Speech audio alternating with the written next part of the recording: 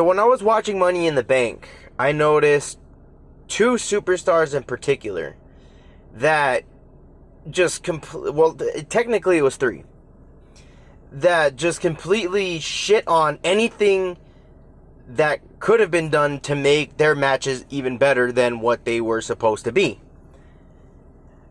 This is such a lost art today. This is not just them as an issue, it's just that this just happened recently, and it was so pathetic that it was time to talk about it. And it's time to bring light to it. And I'm sure a lot of you have noticed it. When you go back, you watch old school wrestling. You know, you watch, let's say for example, you go back, you watch The Undertaker versus Randy Orton, Hell in a Cell 2005. Easy match to remember. Memorable feud, memorable trilogy, memorable match. What little things do you think when you think about that match that made it so great? Not just the match quality. Let's take a look at SmackDown. The SmackDown after, the Thursday after. Randy Orton comes to the ring limping with a bandage on his head. The Undertaker, I don't even know if he showed up. But if he did, and he showed up unscathed, I guess it makes sense. This guy's shooting fucking lightning out of his hand. If he shows up unscathed after a Hell in a Cell, I can give him a pass for it. But the point is, Randy Orton shows up because he's a normal guy. His character is that he's a normal guy. He's just a legend killer. He wants to get rid of legends. He shows up, beat the fuck up.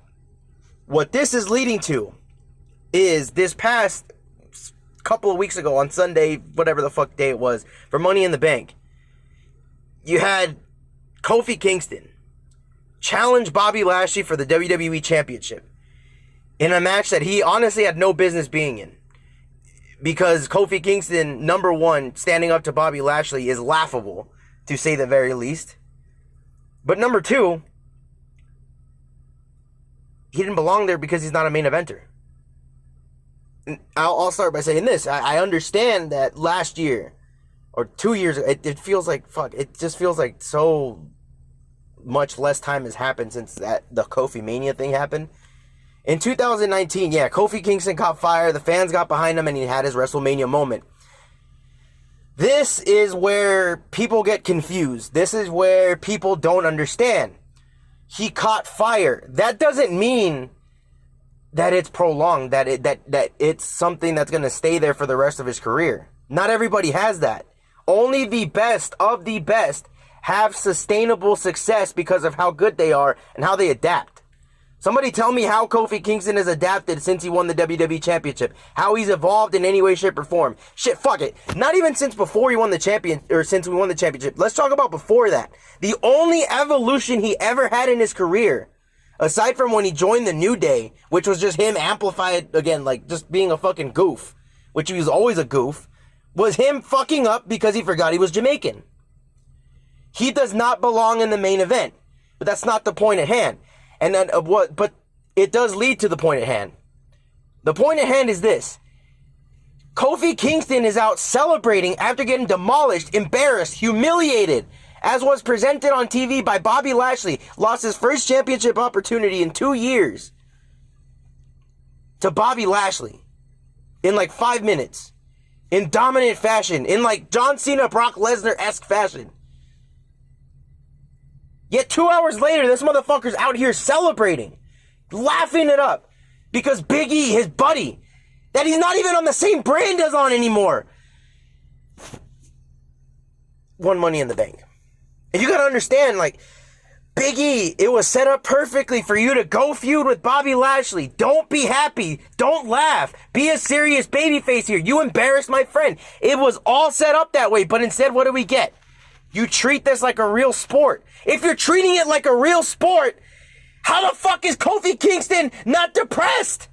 If you go and watch a UFC fight, a fighter loses, go watch Jose Aldo when he fucking lost to Conor McGregor in 13 seconds. Did he react by laughing his ass off with Rafael Dos Anjos 2 hours later at a fucking club? He was distraught. He was champion for 10 years and got embarrassed. That's what should have happened with Kofi Kingston. And it's not just him. It wasn't just him. Because you had the Charlotte and Rhea Ripley match, where the whole story of the fucking match is that Rhea Ripley's leg is hurt. They're supposed to be hurt from their leg. Charlotte works on the leg the whole match. The big finish was, wait, let me put her leg through the stairs and then kick it. And then, oh my God, that's in between the leg and the pole. Oh my God, she put her in a vicious fucking figure eight. That doesn't even look like it fucking hurts, by the way. And what does Rhea Ripley do? What does she do the next night on Raw? No crutches. No taping. No, not even fucking limping. Do something. Like, how am I supposed to believe? Okay, you're this young person. You challenge Charlotte for the women's championship. It's supposed to be presented as a big deal, right? I'm supposed to believe that you left all you had in the ring when 24 hours later, you're still walking perfectly fine as if you can run a fucking marathon with the Diaz brothers. Fuck off. That's so stupid, and that's such a little nuance that makes such a big deal because it suspends your disbelief. If I'm inherently watching somebody get thrown out of a fucking cell and then go out that night to fucking Embassy picking up chicks, yeah, there's an issue with that. That's the problem. The business is not being protected. And you can blame social media, you can blame all that. The bottom line is, it starts with the show. They don't do it on the show. So they're not going to give a fuck to do it in social media. It's just dumb. It's redundant.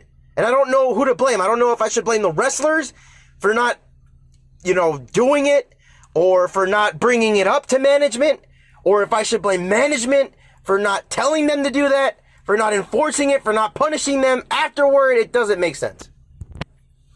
And while we're on the topic of suspending disbelief, while I'm on the topic of Charlotte versus Rhea Ripley, let me just say Charlotte was not innocent in any of it. And it had nothing to do with an injury. Had to do with the fact that she comes in, I didn't know who the heel or the babyface was going in. Storyline didn't tell me much of anything either. But during the match, you watch her, they chant for Becky, she flips the crowd off. That was hilarious. I'm not complaining about that. But then she does the moonsault, a huge spot, and she plays to the crowd like she's a fucking babyface. What the fuck is going on? And then she has that quote-unquote dirty finish where she does whatever it takes to win. She gets the clean win as a heel, and then she fucking what does she do? She like fucking threw her arm up at the fans or some dumb shit. And she's pissed off at the fans again. Is Charlotte's character that she's bipolar? Like, what the fuck is going on? There's so much shit that was wrong there. And little nuances. It's just little shit. It's little shit that comes out that's just so glaring now. And it's why it sucks. It's not just bad creative. The wrestlers fucking stink.